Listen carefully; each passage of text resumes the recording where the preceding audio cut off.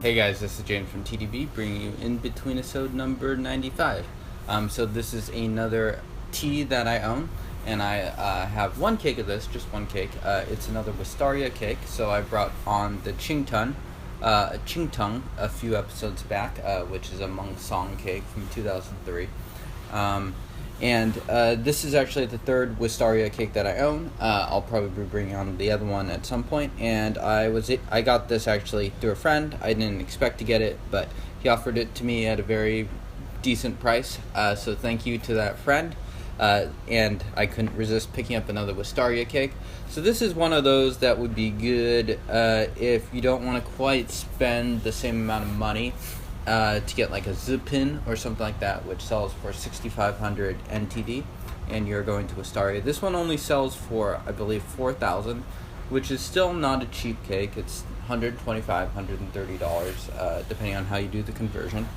But it's also quite a decent tea, and it has some of the characteristics of those. I don't know. I think this tea was actually one of those that Youle, the proprietor of Wistaria, bought the whole production of, rather than going there and pressing it himself. I'm not totally sure, but it comes in a white wrapper. There's a lot less packaging or things like that compared with some of the 2003 productions.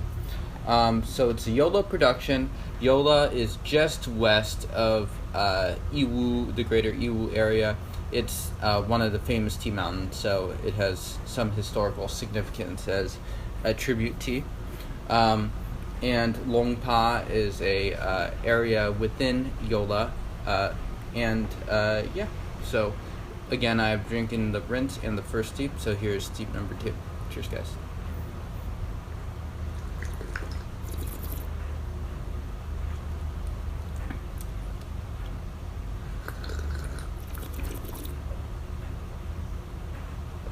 It's oily, it's thick, definitely a good thickness. This steep has the most bite. There's a little bit of a dry astringency to it, but right now most of those tastes are converting to sweetness.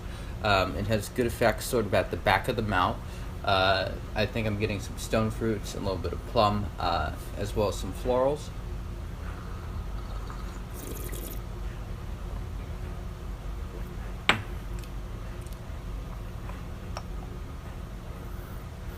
Really rich aroma, wonderful aroma, floral.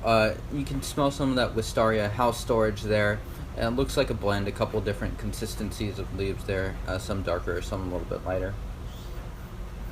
Youle is also one of the areas, kind of like Ebong, that has small leaf varietal mixed in to some, or at least it makes up a good chunk of the Youle leaves.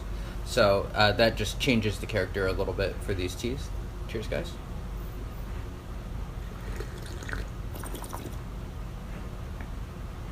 Again, thick. That bite that I was talking about in the second steep is not quite there. So I'll probably give this fourth infusion pretty close to a flash steep still, because this tea definitely does have some beautiful edge. So those of you that have had the 2003 productions, you'll notice that this, I think, is a little bit more tightly compressed, and it's not quite as far along as those teas. And that's not to say that it's bad tea, it just is not quite as aged as some of those other teas that are just a few years older.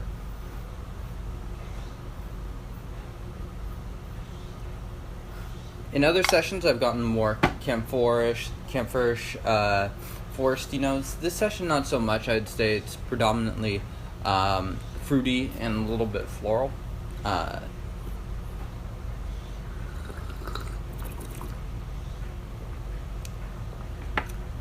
There's some activity at the top of my throat. It's got a really strong thickness for most of its duration. It doesn't have that sort of like thick oiliness all the way down into the chest.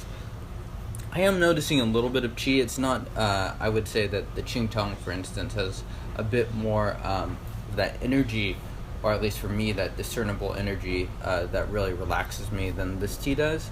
But this tea definitely has some quality material on it.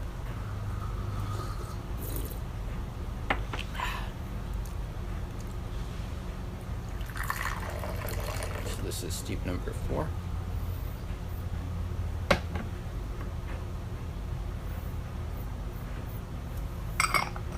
So definitely getting stone fruits and stuff like that. Brews up sort of a orangish color, so very firmly semi-aged character, similar to, well, it's a very different tea actually than the Lingya from previous episodes. It has some Youle characteristics, but this is also not an extremely distant tea. There's a lot of flavor, a lot of like obvious things going on with this. So if you are someone that gets turned off by subtleties, this would not be what I would say. I'd say this is still worth a shot.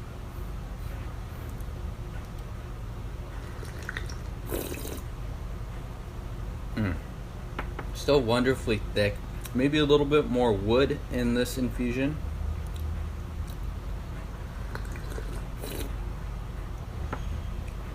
There's a strong mouthfeel that you drink it and it's not particularly sweet, and then it'll sort of convert to sort of sweet fillings in the mouth.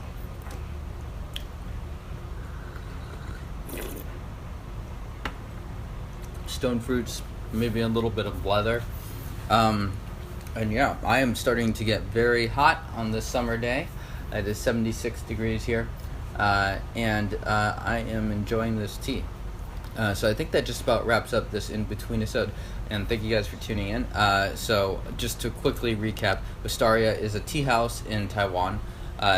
Their owner, Youle, presses a lot of pu'erhs. He also has bought the production of several pu'erhs, so he has a lot of teas that you can go. It's definitely one of the tea houses that I would recommend personally checking out.